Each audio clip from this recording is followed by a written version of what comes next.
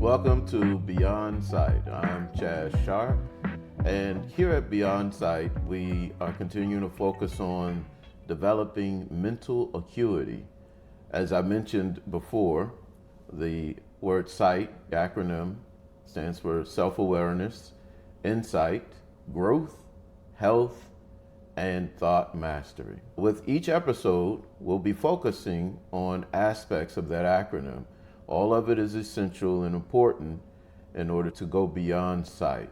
So today's episode, I'm very happy to welcome my special guest, Miss Tanya Stallworth. Yes. Hello. Thank you. Thank you for having me. It's good to have you on. We've got a lot to talk about and cover. Yes, sir. But right up front, tell the viewers, listeners, what do you want them to know about who you are? I don't know if you got that much time. I think first and foremost, I want them to know that I'm a child of God. That's first and foremost in my life. It took me a long time to realize who I am and what my walk is on this earth. So if there is anything that I can say today about myself that will encourage someone else to figure out who they are in their walk, then hey, it's been a success. Wonderful. Said. One of the things that, and knowing your background and looking at the questions that we'll ask you today, we're focusing on self-awareness. So the theme or the thing that jumped out to me about you is, how do you really have self-awareness? How do you maintain self-awareness through life's transitions? So self-awareness being the centerpiece, with the world turning around you, how do you continue to remind yourself and be fully aware of who you are as these different things change in life? We'll cover that as we get to all the different facets of Miss Tanya Stallworth. Okay. So let's start off with professionally your background. So you were a director. What are some of the titles you held, and what are some of the things those titles required you to do? So let me just say, I started in the federal government when I was 16 as a stay-in-school student. And I was a GS2, and thankfully, I made it all the way to a GS15. Could have done the SES track, but I chose not to. So in terms of titles, I just came in as a clerk typist. I didn't know how to type. Really? Yep. You were a clerk typist. I was a clerk typist that did not know how to type. Let me just tell you that when I was in high school and when they were giving out schedules and they put the typing class on my schedule, I said, oh no, I went to the counselor and said, you're going to need to take that off because I'm not going to be anyone's secretary. I don't need to know how to type. Now, of course, this was before computers, and we were, in my mind, in my 10th, 11th grade mind, I'm thinking, I am not going to be on someone's typewriter all day being their secretary. So I had her to change my schedule, and she took the typing class off, and I never learned how to type. Wow. Not the 40 words a minute. No, not me. Nope. So what did you do? I pivot. That was my first political move. I see. You learned early. I learned early because I could not. So when I entered into the government, way before your time, when we still had to do the civil service test. So you had to pass the test, get a decent score. Before you got the job? Before you got the job, yep. Everyone had to do that, yep. Okay. And so there was no typing test, thank God. I failed that. I would have failed that. I would have went and took a typing class. I would have worked backwards. And didn't get the job as a typist. Exactly. Oh my goodness. That's hilarious. So I took the test. Let me back up. As the stay in school, thanks to Marion Barry, I was able to get into the stay in school program, which gave me exposure to the government, to learn the lay of the land, and knowing early on that even if I came in as a clerk typist, did not necessarily mean I would be typing all day. They just used that title to get you in as an entry-level position. Gotcha. So I learned that while I was doing this stay-in-school program. And then my grandmother, who also was a government servant for many years, She just kept encouraging me, you have to get in the government. It's that, my air quotes, Charles, job security that we no longer have. Good Jobs. government Yes, job, that right? good government job with job security. And she really instilled that into me early. That's what you got to do. My mom was with the Postal Service. She said do either or, but she wanted me to really get into the federal government. And so having that edge through the Marion Barry program, of doing the summer program, I got exposed to the people, the positions, the language. And I said, okay, I'm going to go take this civil service test and I'm going to try my hand at it. And back then we were completing the 171s manually. Oh, wow. You like were paper and Yeah, pen? either you were putting it in a typewriter or you were Well, printing. you weren't putting it in a typewriter. I was not We putting know it. that. We did not own a typewriter in the house. I was not. And so I, to the best of my ability, I printed, submitted my 171 for absolutely everything that I saw at the GS2 level, because that was Okay. the entry point. And I was still in school, so I felt, okay, I may not qualify beyond that. And when they called me for the clerk typist, I went in, I said, I'm praying that they don't ask me to do a typing test. They did not. And I got hired at Department of Justice, U.S. Attorney's Office. And it was part-time, but I accepted it because I knew how important it was for me to get my foot in the door. So the title was clerk typist, but guess what? I didn't have to type. It was a receptionist job. And this bubble, I want you to visualize this, in U.S. Attorney's Office. So I worked for the office that the criminals would come and do like their first, not the trial hearing, but the first status hearing. Okay. And they wouldn't do it necessarily at the courthouse, but they would do it at 555 4th Street. I still remember the address. So when they got there, visualize this glass bubble. It was bulletproof. Of course. And I sat in that glass bubble, and when either the witnesses or the criminals or the attorneys, the outside attorney that came in, they had to sign in with me. Oh, so I wow. pretty much logged them in, announced them, and then gave them access to wherever they were going. Oh, wow. And then everything Wow. was handwritten, and we weren't using computers then. I'm really dating myself now. Yeah. So there was no computers in that bubble. It was just a log, pens, and then a little buzzer to give them access. So that was my first government job. Were you nervous? I was not. I was Confident. I was very confident. I'm Yeah. like, listen, I didn't have to type.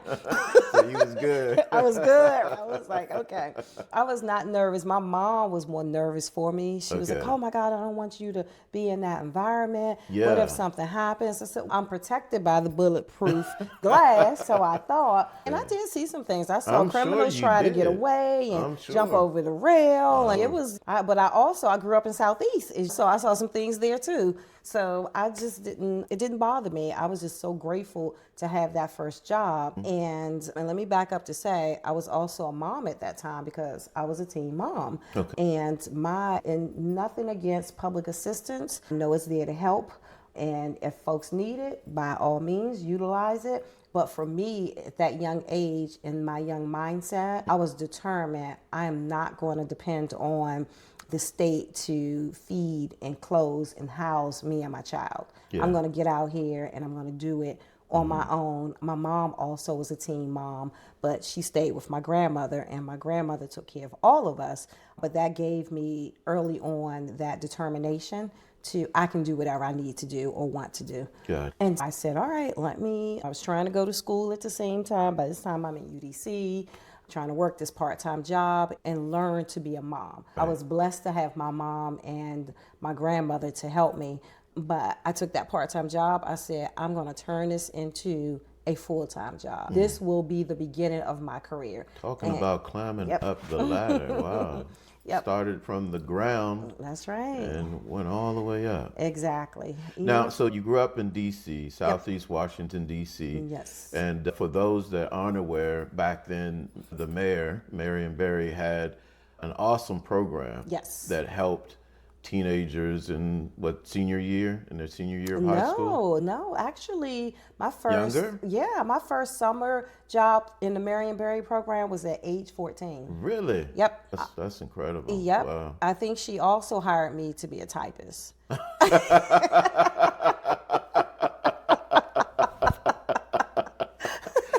You ain't get fired, did you? I did not. Okay, good. I did not get fired. It was an answering service. So a you business. got hired to type, but you never typed. I in never these typed. I jobs. answered the phone. Yeah. Yeah, I literally answered the phones and hand wrote the messages. So it was an answering service. When the businesses closed or went on break, their calls would roll over to us, and it was this keyboard, really long keyboard, and she had handwritten notes for who the business was. So if it was ABC Electric, you answer, "Good morning, ABC Electric," and you had your whole little script, and you put your other voice on, and then you take a very well written note, and then they will call in at a certain time to gather all their messages. So a one-man shop. And the owner was the only person there, and she desperately needed somebody to relieve her. So that was actually my very first job at age 14. Wow. Yep, I remember that. Question, you mentioned there are those that need public assistance. Yes. And no shame in utilizing services that are designed to help people. Yeah. What motivated you at a young age? You're a young mom. You're living in the city with all its complications and struggles and challenges. Yeah. What motivated you to want to be independent of the system? So definitely a great question. So I grew up with two very independent and strong women, and public assistance was not our story, and I'm grateful for that. Other than, let me just do a sidebar, the government cheese, I don't know. Oh, that's some good cheese. You try that cheese today. Oh, yeah. I'm still looking for it. Other than the government cheese, because my grandmother couldn't resist making us stand in line for that. Yeah. But being raised by two very independent, strong, determined women set the bar high for me. So that was the first part. And then, two, I was exposed to, in a neighborhood, like we weren't poor, but we weren't well off either. We were right there in the middle, and we weren't uppity and we weren't yet middle class, but the neighbors, you could go up the street, around the corner, and you could see people that lived on the same block, in the same zip code, that did not have what you had. And I didn't always have new clothes either, but that was by choice, because my mother and my grandmother was like, this still looks good from her brothers. Two brothers, no sisters. Your brothers? Yes, Okay. and I was wearing my brother's clothes, Okay. all the way down to the underwear. But that was by choice, because they was like, it's still in good condition, put it on her. Yeah. And so anyway, I was exposed to a lot of people that were benefiting from state benefits.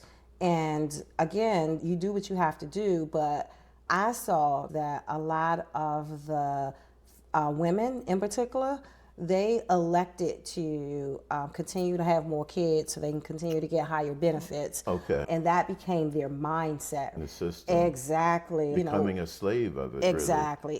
Why go out and work? Why do anything when the city will give me money and I'll just keep having more babies, right? Whether it was housing, whether it was food, that became their mentality. So early on, again, in a house with two strong women who always worked, who never asked for anything, I said, oh no, I'm going to be more like them. Like, I don't want to depend on this government. So it sounds like even at that age, you became more self-aware of who you were and were the person you wanted to be as a young adult and as a teenager. Yes, by default, not knowing that I was setting the mindset, but that's exactly what I was doing when I look back over my life. I started to develop that mindset, not even with employment.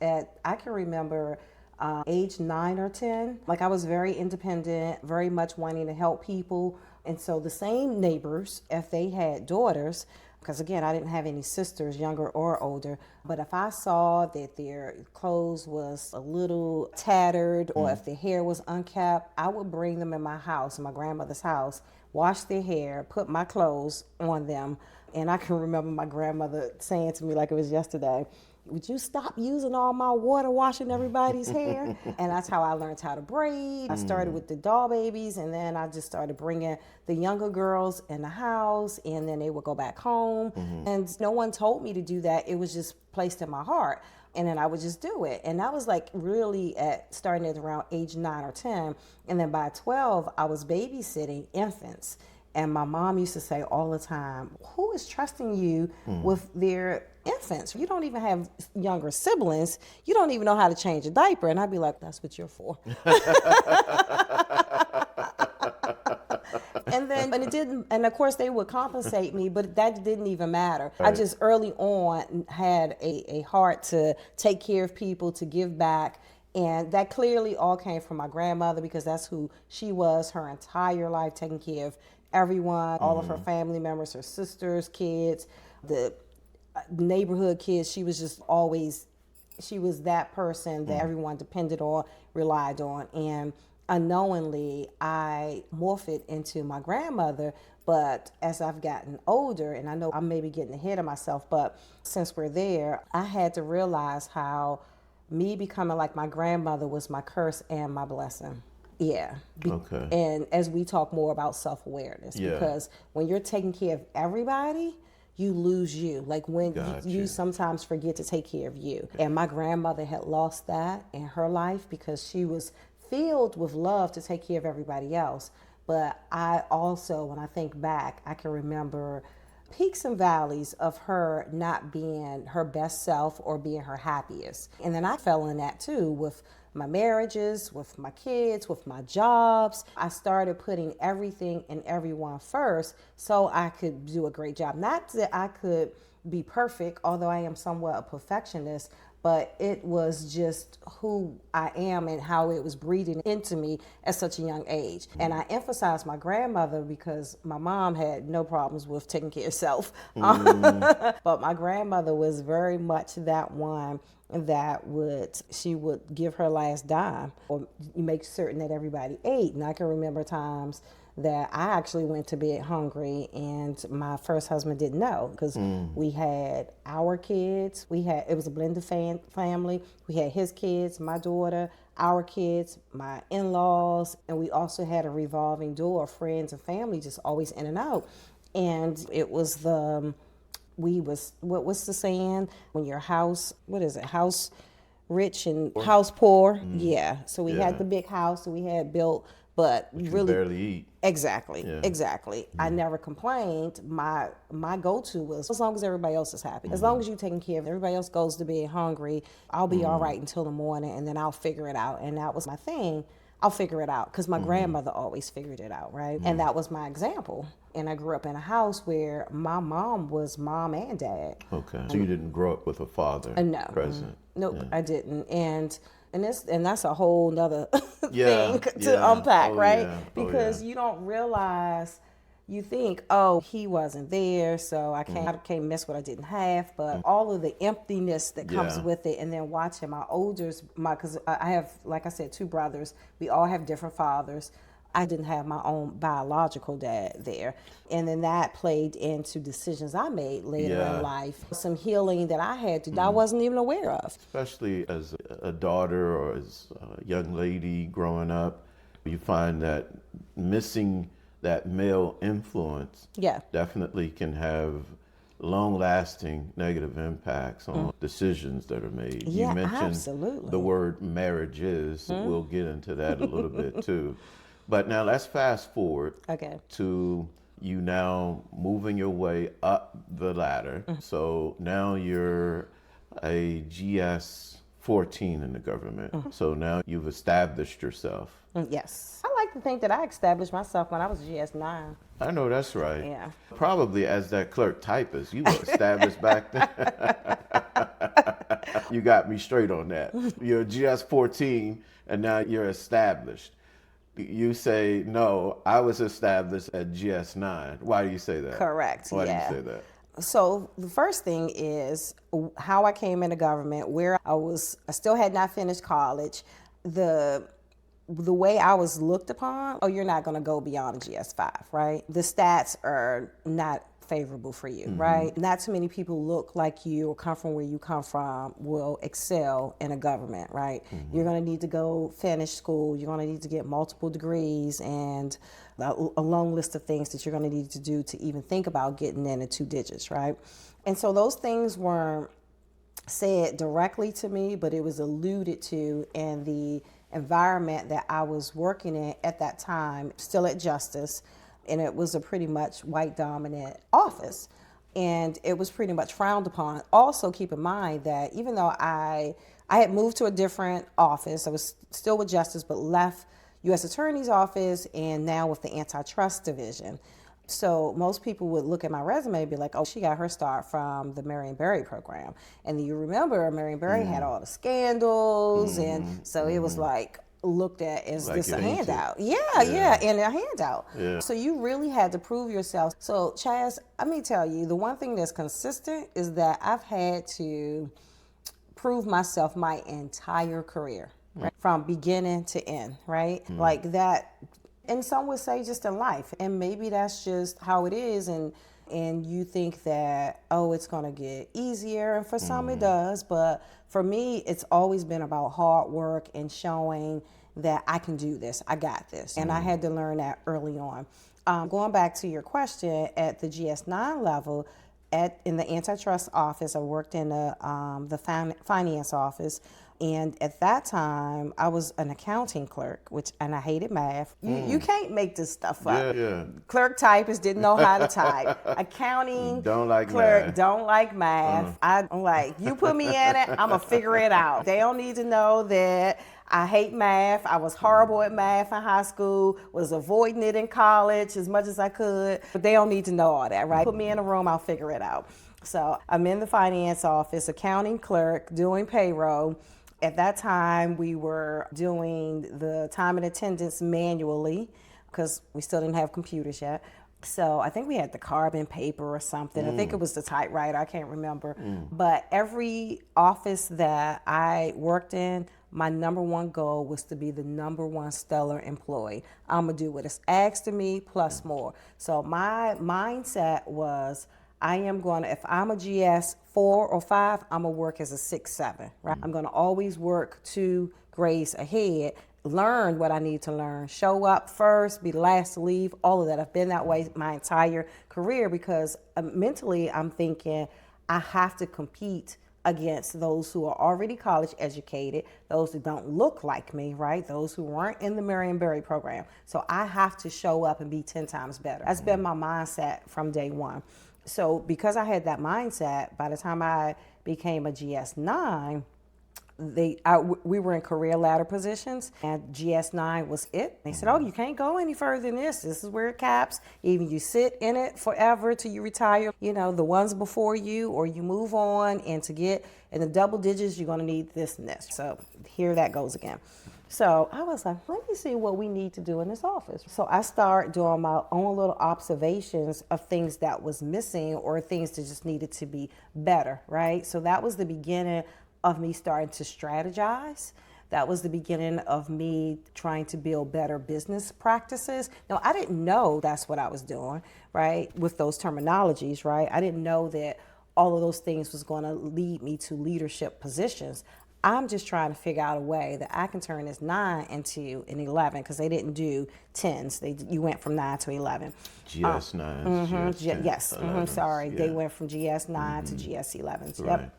For our non-federal government workers out there that don't Right. know the lingo, my Right. apologies. And I started just doing my little assessment of how can I better this office? And as an accounting clerk, what I did on a day-to-day was pay invoices, right? And so the domestic and international travel started to pick up for our attorneys and the other specialists throughout the antitrust division. So what I started to do is to give the travel a little bit more close attention. I started writing SOPs. Standard operating procedure. Yeah, standing operating procedure. I started doing things like that on my own, and then I You actually created the position. I created a position. And the need. And the need, yep. Yeah. So I created a position and the Wow. need, and I didn't have an HR background at this time, but I had drive. And then I went to someone in HR and I said, hey, my position description says A, B, C, D. I'm doing those things, but in addition, I'm doing 4 or 5 other things, and I think I should be an 11. And so the girl at the time said, Can you well, type? no, she did not say that. Thank God she didn't say that. And listen, we had a computer at this point. You are at computers now. We only had one. Oh, yeah. And we had to share the one. I remember we had one computer and we had to share it. One computer and we had to share it. So what were we like? Are we in the 80s, 90s? We were in the... We have to say what, the 80s, I right? know. Late 80s? Yeah, it was the late 80s, yeah, because I had not had my second child yet. Okay, so late 80s. He was born in 90, so it was the late 80s, yeah. Okay. And she actually listened to me, and she said, your position caps out. She went through all of the processes and procedures for getting to that next level. And she said, I'm willing to show anyone what I'm doing and how beneficial it is, how much cost savings, not knowing, again, Chaz, all of these things are building my leadership resume, right? And so I said, I'm willing to sit down and show anyone. So she talked to somebody who said, if you guys are serious, then we could do a desk audit. We can go to OPM. So a desk audit is taking those details and duties and Yes. creating a job description Yes. and seeing if that job description supports Yep, that's right. that raise, that higher level. That's exactly Okay. right. Yep. But they tried to intimidate me with the desk audit. They said, here's the thing. If it doesn't grade out, Then you could go lower. You can go lower. Yeah. So it even has to grade higher or lower. So you could be dropped back down to a 7. You could be demoted. Exactly. Yeah. Exactly. As a GS7. Yep. And lose money. And I said, you know what? I am a risk taker. And I am willing to take that chance because I already know that I'm doing A, B, C, and D, and it's giving us cost savings. It's doing this. I have recognitions from the higher ups, like all of the things, right? So I'm willing to take that chance. And they said, are you sure? And I said, oh, absolutely I am. So they contacted someone from OPM, the Office of Personnel Management. They came over. They did a desk audit. You got the GS11. She's doing GS11/12 work. Oh. Yes. Okay. Yes. Wow. But I got the 11. Wow. Yes, sir. I got the 11. So you created your promotion. I did. In a position that was capped out. Correct. Wow. Not only did I create it, I then pivot from being the accounting clerk to the new travel specialist. I became you got the word specialist. I got the specialist. So I'm thinking, okay, she's doing some things. Yeah. And I got to really, the biggest part for me, and this was the pivot for me, the biggest part was I started writing my ticket because I wrote the PD, the position description. I wrote it. I got to say what I'm now doing. And so I became the travel specialist. I studied, I went to class, I learned those codes, and then I became the travel relocation specialist. And I'm so excited now because this is it's leading somewhere, right? So as the relocation specialist, we had people that was relocating all over the United States, some to foreign countries. So I had to help them with their real estate. Oh, look at that. So yes, I had to help them with their real estate. So I did house hunting trips for them. Wow. I did temporary quarters for them. Wow. I helped them sell. I didn't help as an agent help them sell their current home, but once they had a contract, I would get the contract, and then there were certain things that the government would reimburse them for, like certain closing costs. So I was intrigued, like, oh my God, this is a whole new world for me. So I'm no longer... That started you interested in, because you later became a real estate agent. That's correct. Yep. Yeah. Yep. So it went full circle. So much so that I bought a house. By this time I married my first husband. So we bought a house. We had the house built from the ground up. I was very intrigued with the whole entire process. I learned a lot from our realtor, who worked for the builder, by the way, but because I was so intrigued, she took me under her wings. She taught me even more, and then I became a realtor. And fast forward, I did so great that I left the government.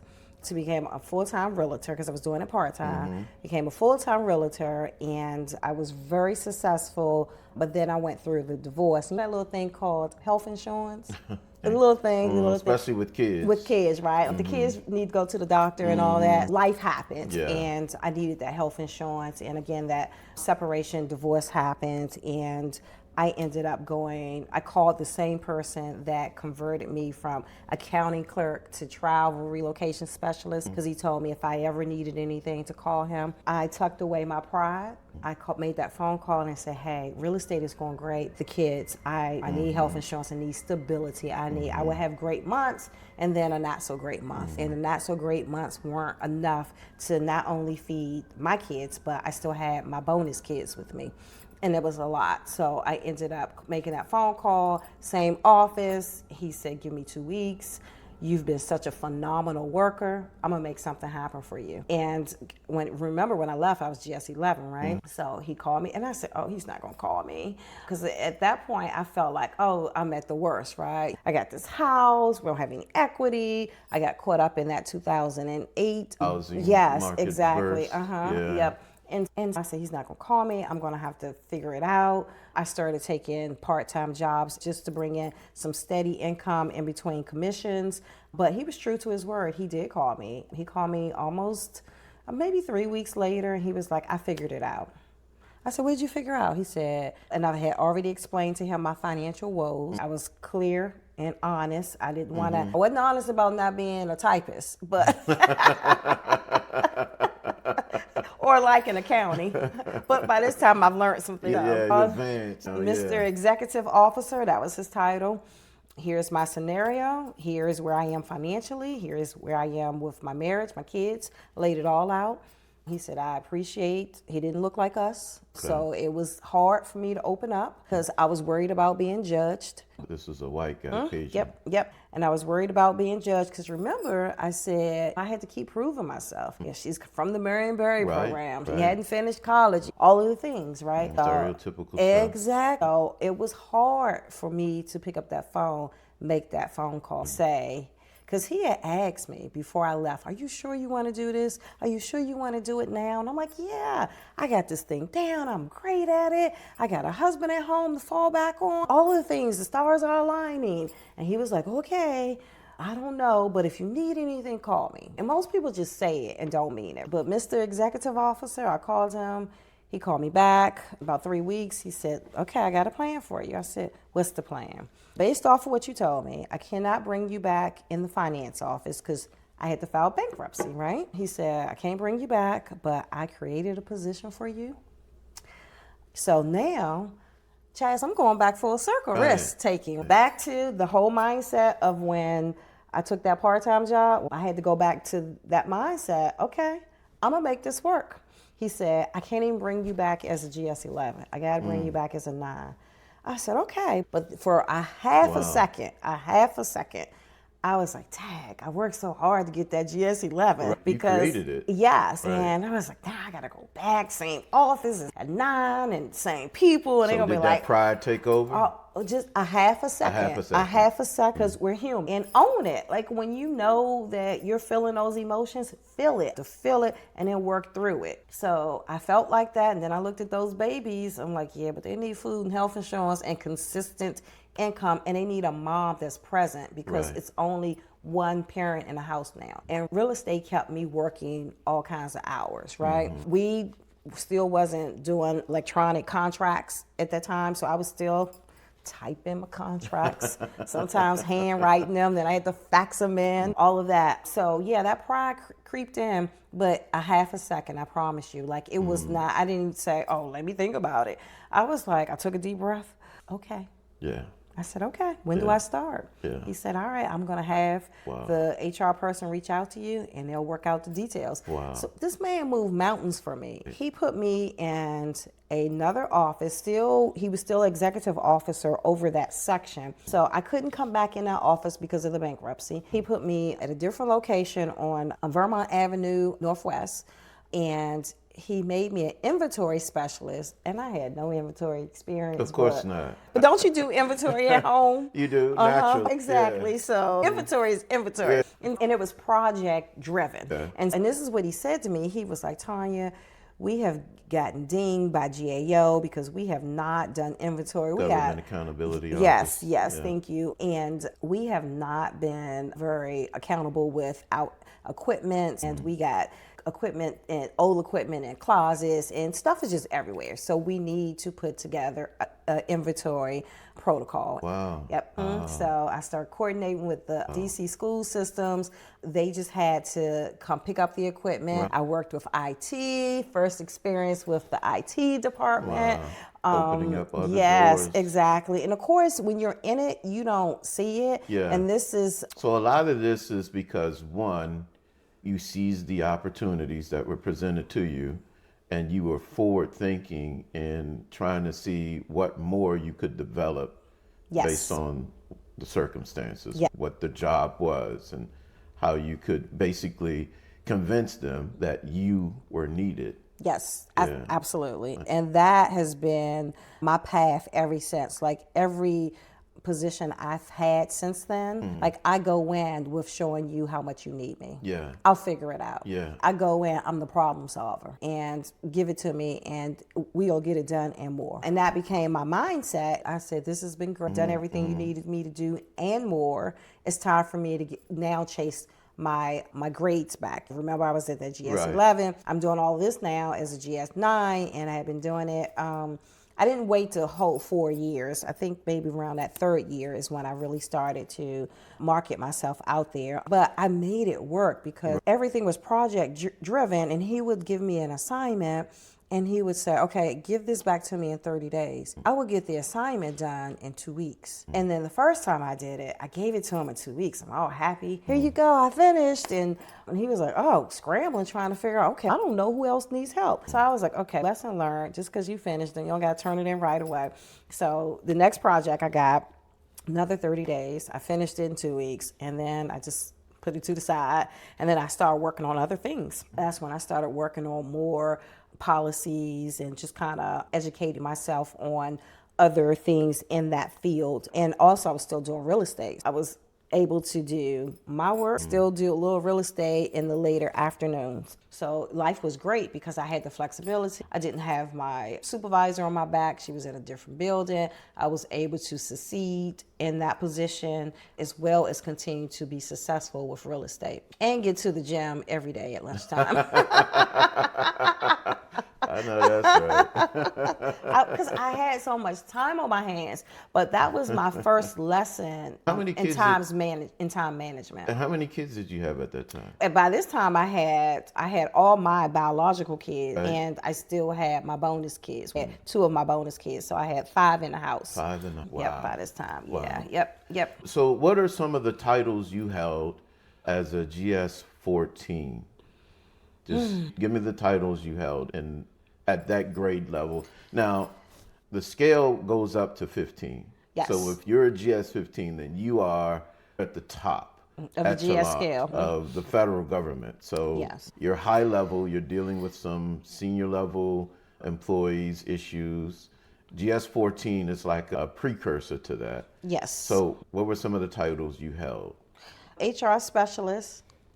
I was working at that level, working at the GS14. At that level. Right, exactly. Yep. So in that span, I had various titles, but all in the HR arena, because by that time I'm heavily into HR. And that's a whole, can I just share how I got in HR real quick? If I can bless somebody with these stories of just regardless of where you started, just keep Right. going forward. So how I got into HR, I always had a passion for HR, but at the time I didn't have the education for it. And I left energy when it was time for me to get I was ready for my next grade. I was still 11 equivalent. So I applied for a job over at HUD that was 11, 12, 13. It was Department a of Housing. career, Department of Urban Housing, Development. Urban Development, yes.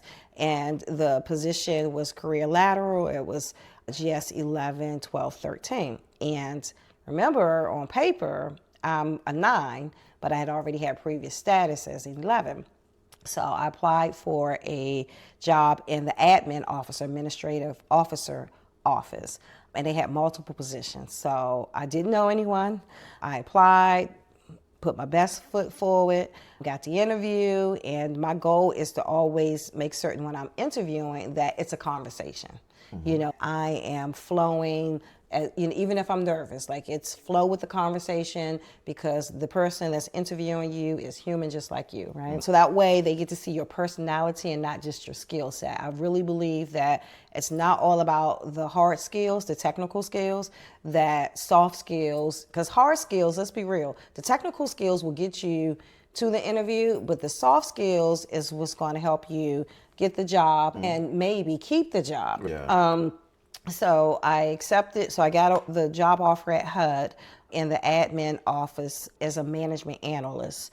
And that really prepared me for GS 14 level, because I was a management analyst, but doing GS 14 work. So I go over as a GS, I get the 11, right? Because I come in as a 11.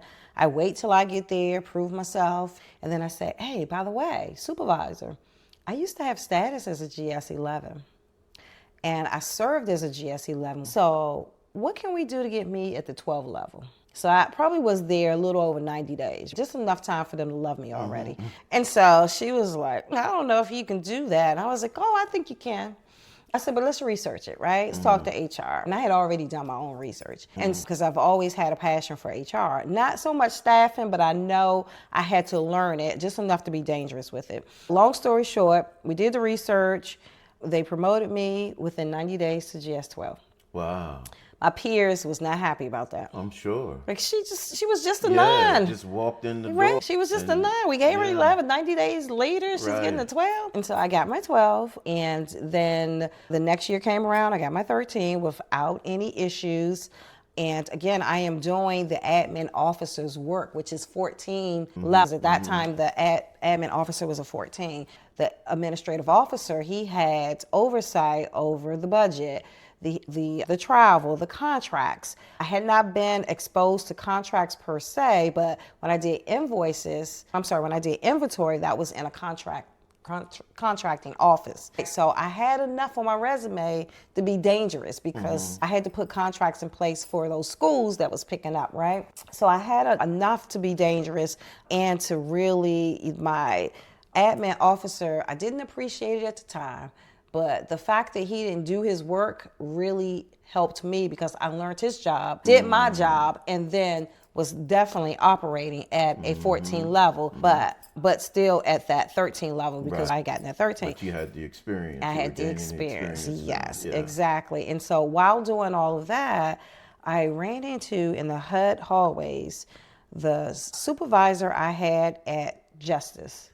A different supervisor, wasn't the secretary officer. Okay. And she remembered me, and she remembered how hard I worked. And she said, I had no idea you was here. She said, where are you? I told her the office, and she said, okay, I got to get you here. And I said, I'm bold now. I'm bold because I didn't came in, got my grades, and I'm like, well, what you got for me? What you offering? You got 14s? Right. And she said, no, we don't have any 14s. I was like, oh. She said, I don't have any 14s today, but that doesn't mean that you won't become my admin officer. I said, okay. But I literally just got my 13. I don't want to just leave them just yet. And these people invested in me. They gave me, it wasn't 90 days yet. And I had to go to my current supervisor and say, hey, I'm going to a different office, still within that same agency, of course. And I went to a different office within HUD and gained a ton of experience that even it really helped me take my skill level to what I thought was equivalent to a 15 level, because the person that brought me in, she trusted me, she confided in me, she gave me special projects to do that was superseding where I was at that time. And then I started doing, after she trained me up, I started doing work directly for the Chico But the Chico didn't know I was doing the work. The Chief Human Resource Yes, Officer. thank you for spelling it out. So they started giving me all of the performance plans for the senior executives. I'm still at the 13 level to analyze, and then I started getting, that was the first time that I was getting a seat at the table to say, hey, here's my analysis. She was so appreciative of all of the work that and analysis that I gave her. When she then got her next job over at Department of Energy, then and I wasn't even, by this time I had relocated and took my position at HUD to the New York office. So I was no longer in, because by this time I'm going through my second divorce. So I was like, okay, I need a fresh start. And I moved to New York. Okay. So the Chief Human Resource Officer Yes. is now at the Department of Energy. Yes. What happened? So she's under investigation for some things I can't talk about. Oh. But because the investigation, everyone that she hired is now also under investigation. And so it was a very hard, I don't know, maybe 6 to 9 months, because you're in a new agency. They don't know you. They're thinking, oh, she just brought her people over. She has her own little crew, and these people are just here because they lack the experience, but they're just here because she trusts them. That was the perception. So again, I had to prove myself, because these people don't know me. And the leadership there is slightly different from what I'm accustomed to, because, again, it's a pay band environment. The layers of leadership is different. And it was probably my first time dealing with how hard the political arena can be in a government world. So you were exposed to it more directly? Yes, exactly. Yeah. I was definitely exposed, and I had to learn how to keep my head down, do a phenomenal job, prove myself like I'm accustomed to doing, distance myself from the drama that existed from that particular person. All right, so at the Department of Energy, you're person that helped you come in. Now, you're in human resources now. Yes. Because she remembered you, which is also a story in of itself. Of these opportunities happen because people remembered you, your work, your reputation of being a good, hard, diligent worker. Now you're there, she's under investigation. There's this impression that with you being there, maybe you're just a hire of someone that's not really qualified. Yep. You've got to prove yourself, and then, of course, separate yourself from the scandal that might be going on. Correct. In the Washington Post, I may add. Okay, yes. So we're talking about a public scandal. Yes. And you're also dealing more with political appointees. Yes. The way it works in the government, you've got the GS hires, so those are the general schedule hires, and then you have politicals who are appointed by the president. Yes. So now you're dealing more with political appointees, and each administration has its agenda, has its ways. So now you're also having to manage that drama. Yep, absolutely. So how did you balance and perform the juggling act to deal with all of that and, again, stay self-aware and maintain yourself and not lose yourself? It was really hard. It was extremely hard because you're being judged. The one piece I didn't mention is I hadn't been cleared yet. Like, they paused on all of the security clearances. And that was another element, because if I didn't get cleared, I would be out of a job. So that the person who was being investigated, she wasn't cleared yet either.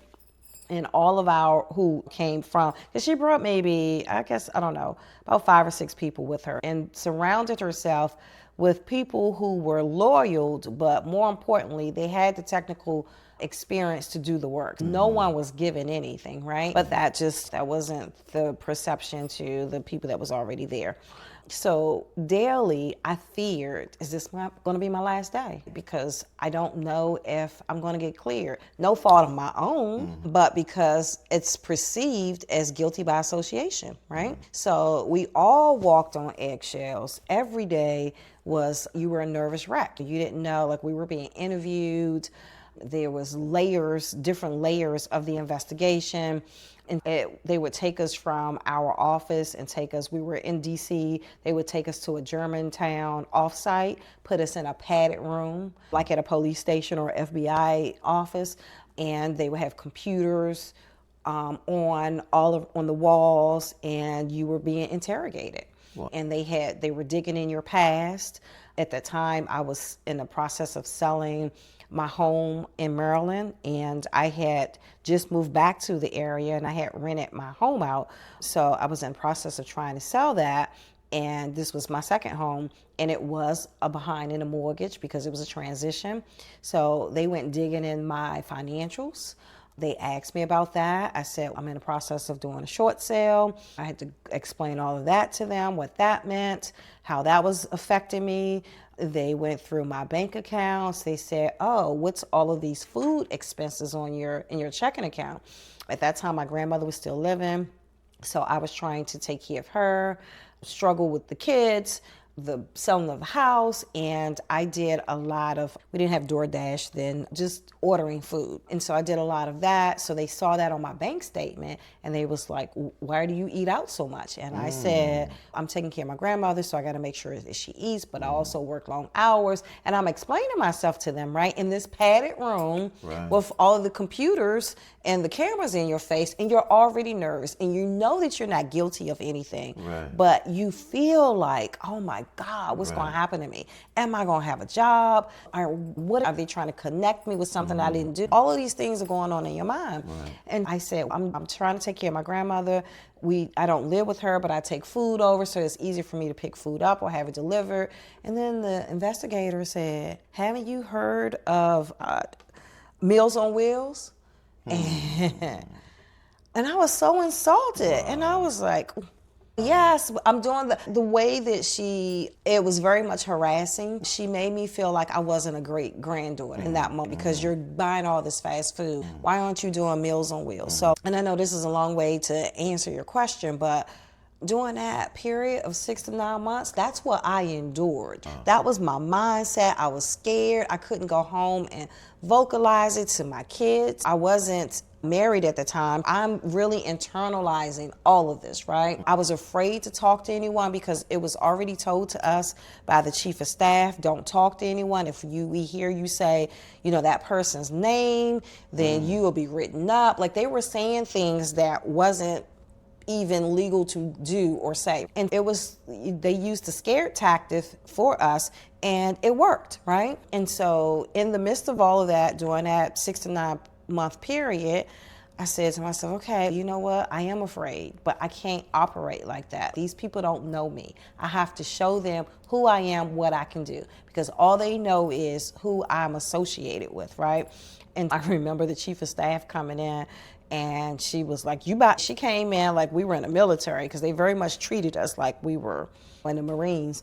And she said, I don't know what you guys doing, but you better do some work. And I want to see what you're doing, and I need a report. I didn't have any work because the person that brought me in was gone. And this happened almost immediately. I still didn't know what I was going to do. So I said, all right, girl, you better find some work, and you better find it quick. And you know how to do that. And I know how to do that. I asked the same person that came down every day to intimidate us, how can I help? She said, I don't know how you can help because we can't trust you guys. And I said, okay, you can do CFC. That's what you can do. I was like, okay, I've never done CFC. CFC is the Combined Federal Thank Campaign. you, thank you. And that happens once a year. Yeah. I said, okay. That's where the government raised money, organizations and foundations. And exactly. Food drives. Yeah. Yep. And so that became your project. That became our project. And that helped save you? Yes, and I wasn't, and there's layers to being the CFC. Yeah. So I wasn't a coordinator. They put me at the top. I was the CFC for the organization. For the entire. Yes. Wow. Yeah. Okay. Who never had done CFC before. You I've received donated. an award for that too, didn't you? Yes. So I've donated, but I had never done it, and I had up until that point I hadn't led a project by myself. So I was like, okay. That's major. But I felt like I have no choice but to succeed at this. And guess what? In the midst of the CFC, we had a furlough. So who wants to contribute when you don't know if You're going to get a check. Exactly. So the government shuts down. Exactly. So the government shuts down. We have these milestones that we must meet for CFC. You have to make a certain amount, and the government's in the midst of the shutdown. I still don't have a clearance, all the things. It's a recipe for what in the world is going to happen to my life. So not only did I succeed to meet the goal that we had set for that organization, I exceeded it, and I did it when we were currently shut down. So as you pointed out, I got major recognition from that, from the highest Now, let me tell you how I knew you got an award for it. You don't know this, but back when, for our listeners, you haven't figured it out, Tanya actually was my director at one point, at 2 points in our career. But that first time around, when I came in to interview, and afterward I met you and the other person in Albuquerque, I Googled your name. And what popped up was that you received that award for CFC. Yes. That's how I knew who you were. Yep. Because I needed you to Googled me, huh? Oh, I had to understand what I was getting into. Because the interview process was intense. Going down in the sub-basement and stripping me of all my devices and taking me through layers of security. Yeah. I'm almost certain that room was padded. You had me in. I don't know. Probably was. Because we had a lot of padded rooms. Yeah. It probably was. Yep. But and at that point you were at Nuclear Security Administration. Yes, exactly. Yeah. Yep. And so not only did I get that recognition, the administrator was so impressed, he said to me in front of that same chief of staff, "What can I do for you?" Wow. Yep. And Chaz, Sharp.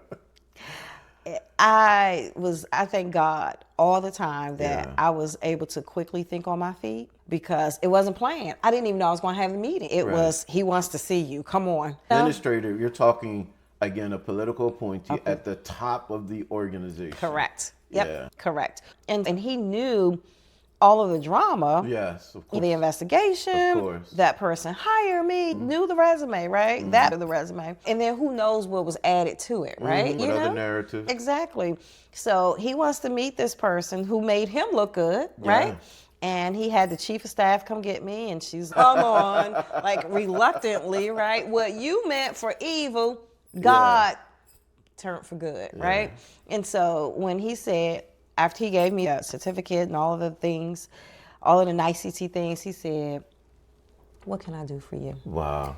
I said, I set up, straightened my little jacket. Because I was already dressing as where I was trying to go. So I set up in my chair. And I said, "Sir, thank you. I appreciate the recognition." I said, "I would love an opportunity to be in benefits." And he said, "Okay." He looked over at the chief of staff. He said, "Make it happen." I had no business benefit experience. Of course you did. Of course you did. Of course I did. You benefited from benefits. Absolutely. I knew my own benefits. But here's the thing. In that benefits office, I also knew that it wasn't just federal benefits, it was employee relations, it was work-life balance. So it was such reasonable accommodations. Thank you. It was such a office that I could learn and grow in. Yes, exactly. So when I worked for you, I was one of the employee relations investigators, and that's a whole nother episode of some of the things we dealt with during that period. Then you left Nuclear Security and you went to Department of Energy, and again you had a director's level position. So at this point, you're a GS-15. Yes. And then you leave Energy, you go to the Department of Homeland Security, again overseeing major offices and functions. Yes. You leave Homeland Security. And I went to Homeland because the assistant secretary asked me to go. But let's make that point clear. Yes, exactly. Yes. She actually had you come over. Yes. Yeah. Actually, These are through administrations too. that's right. That was So the first Trump you administration. had, Yes. you had Trump, then you had Biden, Obama. So all these different administrations, Yes. different political appointees, different Yes. agendas. Yes. But you've been able to navigate through them all. Yes, exactly. And now you're you're back at HUD. Yes. You're back at Housing and Urban Development. Yes. You've got, again, a director level position. Yes. And you decide to hang it up. You decide enough is enough. Now it's time to transition into doing something different. Now, what that something different is and how that looked for you, we'll take up in a future episode of Beyond Sight. Okay. Because that is a journey in of itself. Yes, it is. Yes. But one of the things we want to just highlight is while you were going through the political adjustments and dealing with career changes and moves and advancing and trying to stay self-aware through so much, your personal life was also going through a lot of changes. Yes, yes. You mentioned marriages. Yes. So how many marriages, how many times had you? Three times. marriages, yes. 3 marriages. Yes, yes. Okay, and you're married now? Yes, I'm legally married, but currently separated. Currently separated. Yes. Mentally. Does the second marriage count? That's like my Kim Kardashian marriage. Oh, is it? Okay. It didn't last that long. Okay, that's like a footnote. Exactly. Okay. How long did it last? Too long. Oh, It was under a year, though. It was Under a year. Yeah, it took longer to get divorced than it did. Yeah. Oh, that sounds like a whole conversation. It's a whole as to different series. Why you even? It's a whole different segment Okay. because I honestly know, like, it was a lot of forgiving that I had to do for myself because I know I didn't marry for love. I wasn't even in a place. I wasn't even a mental headspace of love. It was not for love, which is why it didn't last. For me, it wasn't for love. And it took a lot for me to heal myself from that. So that's a whole different segment. But yeah, so I honestly, that's one of those things that if I didn't already tell you, most people don't know about it until now. Yeah. Wow. Yep. My Kim Kardashian marriage. Because most people, I don't know if most people don't know that she had that second marriage In between. Yeah, that was just like a couple of months. Quick Yes. flash. Exactly. Yep. So currently you're going through some challenges. Yeah. With I like to say life lessons. Like I like to look at the glass half full instead of half empty. And it's definitely life lessons because even though like I wouldn't wish a separation or divorce on anyone, but the growth that you get out of it, if you're paying attention, can be phenomenal. It can be life changing. Like the stage that I'm in now, I'm already a better person. So yeah, so the growth is phenomenal. And for myself, for what I can give back to others, all of it. Yeah, it's not a challenge. And it's good that you see it that way as life lessons. But when I say challenge, it's because the process has obstacles with it. Yeah. There are things you have to overcome. There's resistance. There's different tests that you have to endure. Not easy. So those are certainly things that can make it challenging or difficult. Yeah, but you know what? And I'm not to interrupt you, but as I'm going through it, and I'm still going through it, it just made me look at life that way though, because isn't everything like this is just like one area of my life, but when you think about sometimes financially, it can be a challenge, relationships, whether you're married or not, parenting. If I look at my life holistically, that's just like one segment, right? Where, yeah, it could have been better, but what if it was just for that season to come so I can get this self-awareness? Because my self-awareness went deeper. My relationship with God went deeper. I didn't go through this with the marriage. I'm not saying it wouldn't have happened, but I got a new appreciation for my relationship with God, my relationship, my self-love for myself, the power of no. So if I wasn't going through what I'm going through with my current husband, I wouldn't have those life lessons. So my perspective now is different. And that was one of the questions I wanted to ask, just in you gaining perspectives.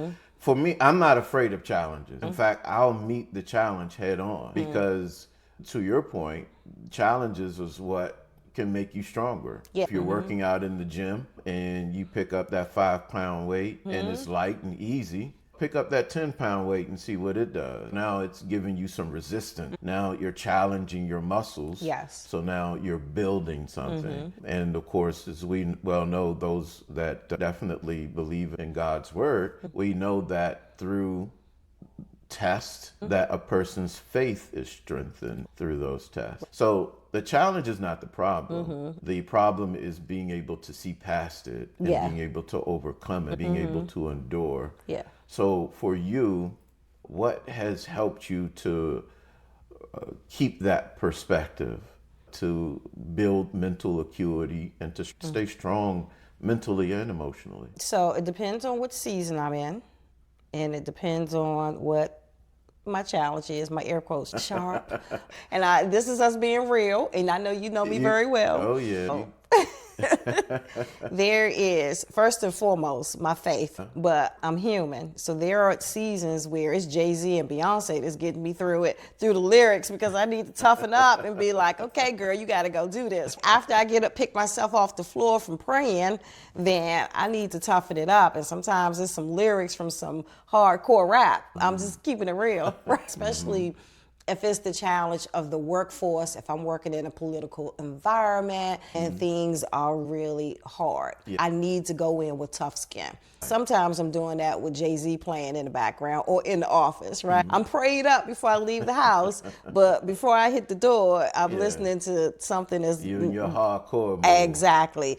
So that's for the work season, right? And that has always been my go-to when I was going through things in those different phases of my federal service, right? Always God first, and then whatever else that may help motivate me get through those long work days and deal with all of the political mishaps that you deal with. In terms of currently where I am, it's important for me to separate the two, because I don't want anybody to listen to me and think, oh, she got it together and she just go pray and it's all together. Because that's not the case, right? Just not, right? We're human, right? So for where I am currently with my marriage, this didn't just happen overnight. There was red flags, there were signs, there was a lot of things that I didn't see in myself, I didn't see in him.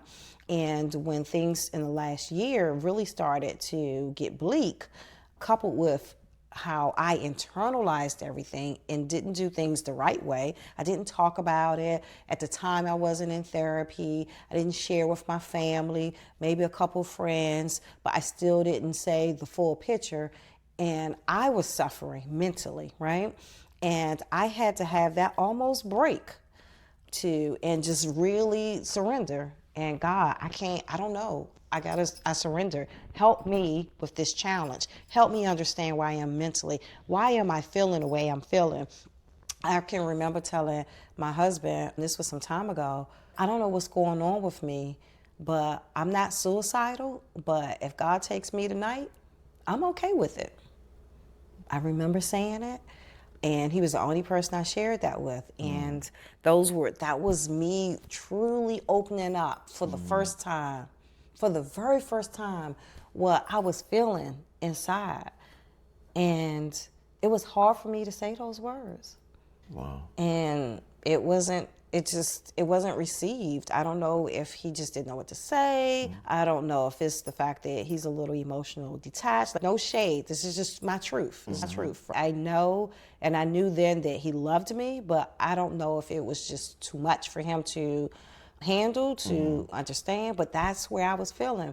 That's what I was feeling at the time, and that was my first, I guess it was the first time that I admitted to myself, you need to get some help, and it's okay to get help. You need to talk to somebody, because your husband doesn't know how to help you. You may want him to hug you, kiss you, say it's okay, and he may do all those things. That don't mean it's going to fix it. And so for the first time, I had to open up and say, you know what, you probably need to talk to someone outside. I wasn't sharing that with my family, my kids, my mom, my brother, because I'm always the strong one. Always got to have it together. And so I had to start doing the work.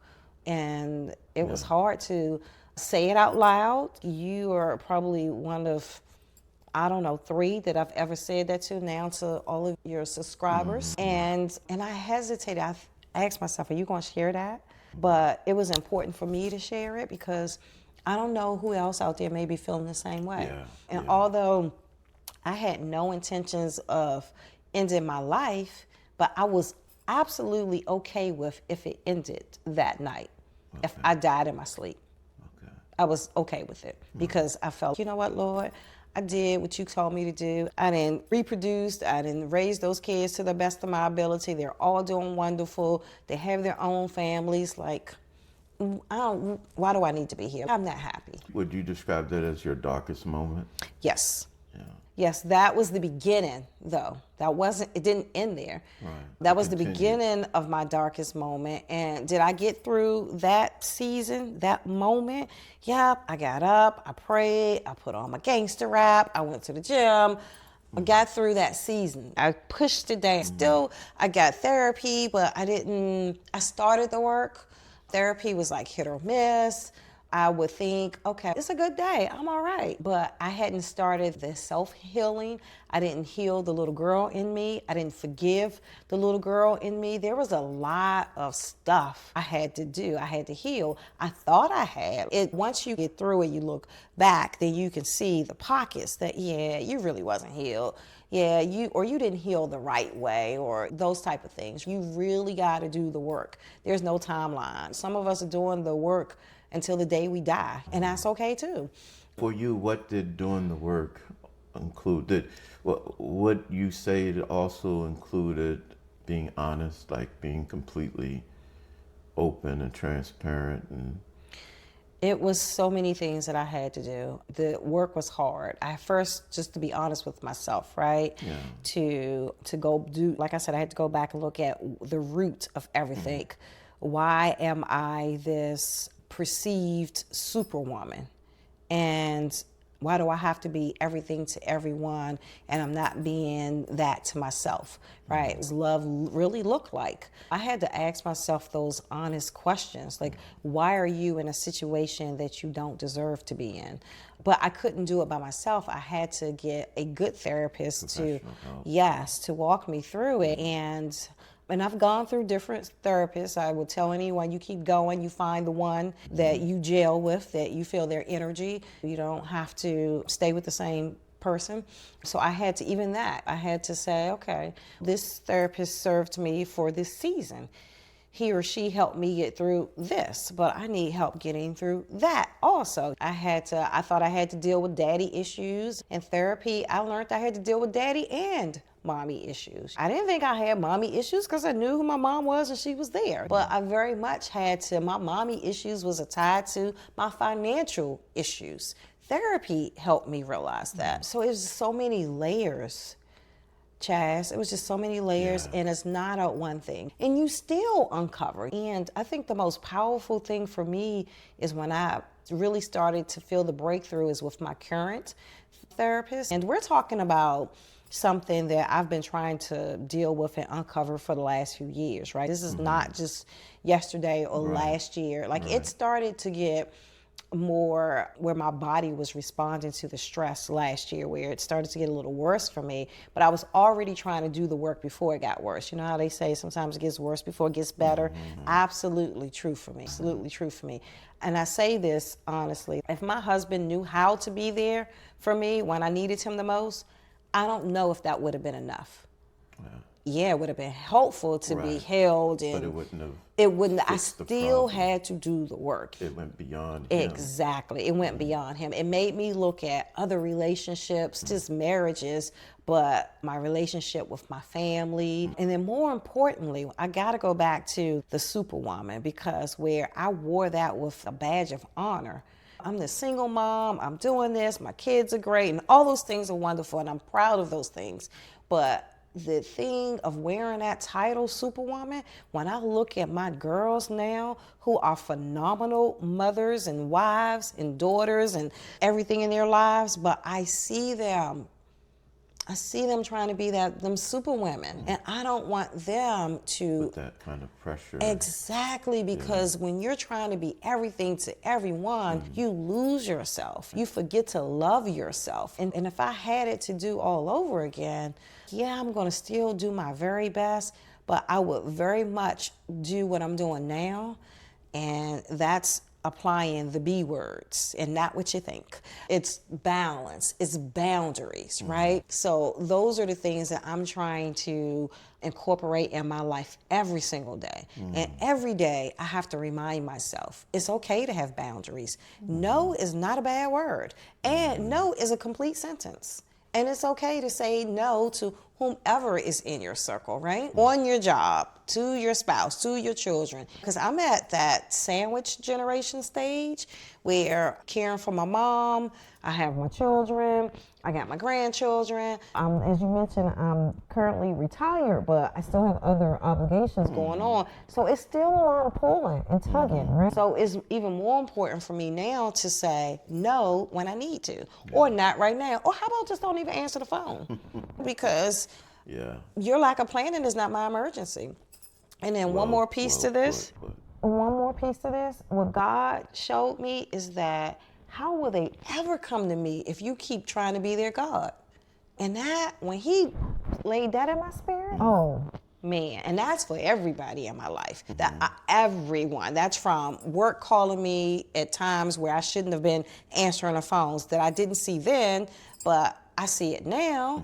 Because was I trying to be the super employed? Probably, because I always had to try to prove myself, right? So I've always gave more than what I should have. Like my average was better than most people's best, right? I know that about myself. I know I'm a hard worker, but I was a workaholic.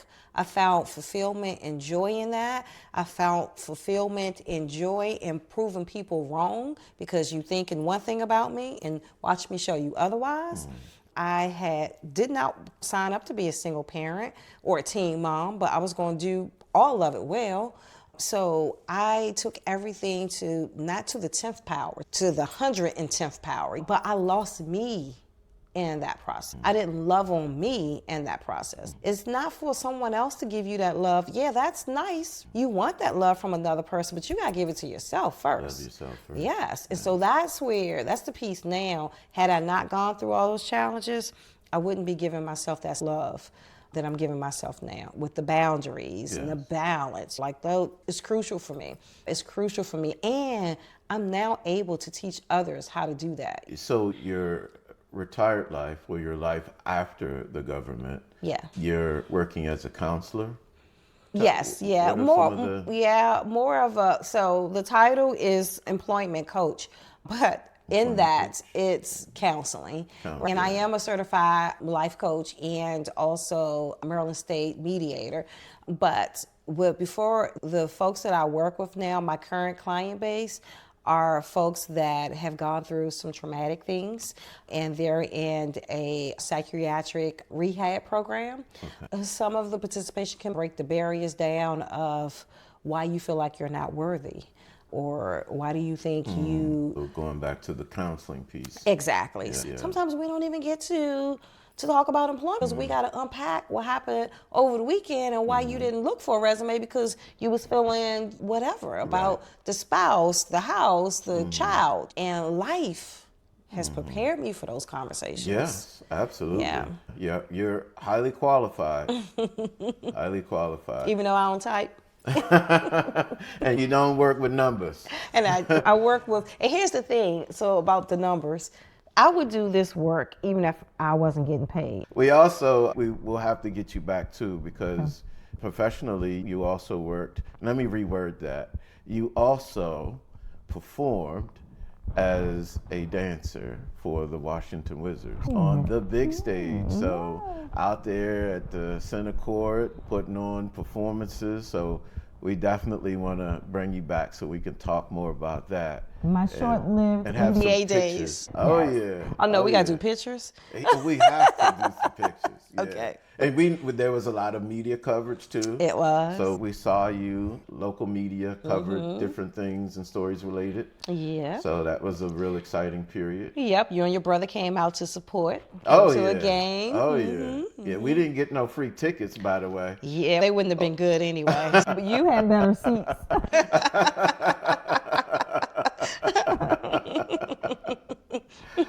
So we'll definitely have you back so we can chat more about that. And I think there will be an episode that will talk more about dealing with some of life's transitions. Yes. And what that looks like. Yes. For someone that might go through a divorce. Unfortunately, you've had to experience it a couple of times. We definitely want to see how going beyond sight helps a person deal with that. We'll have to have you back. Now, if people want to connect with you, how can they do so? So if people want to connect with me, I always take phone calls. Text me first, though. I give out my number freely. My number is 301-861-9513, or you can email me at t.stallworth, STALLWORTH 421 @gmail.com. And then don't forget, we got to talk about real estate, because our latest phase, real estate investment. Oh, that's big. Yes. That's yes, big. Yes. Yeah. All righty. Thank you again for coming on the podcast. We've got a lot to, again, unpack at another time. And surely we want the people to know, out of all the positions you held and director positions you've held and employees you've overseen, we want people to know who the best employee that you've ever had to deal with. Who would that be? Who would that be?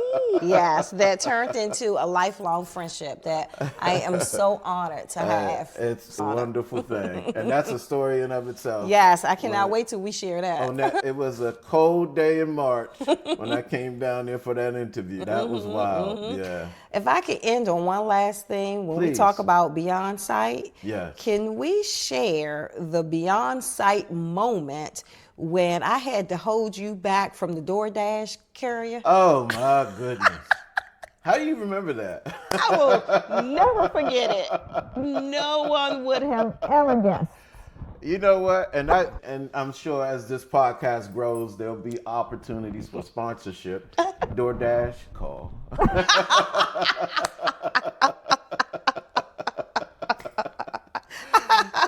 There are some stories to tell for sure. Yeah.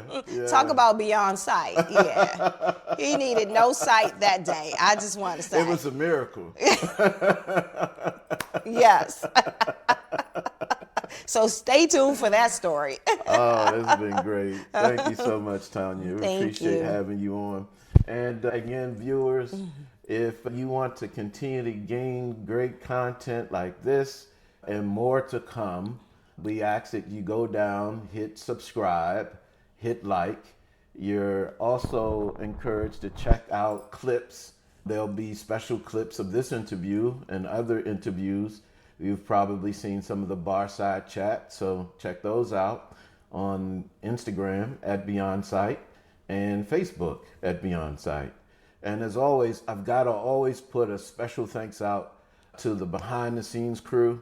You don't see them, you might hear them from time to time, but Milan always gets special credit, and special thanks for all the hard work she does. Cherish, and the team is continuing to grow. So thank you all for the support, and thank you for checking us out. Again, I am Chaz Sharp, and thank you for going Beyond Sight. Yes. All right. You finally got it right.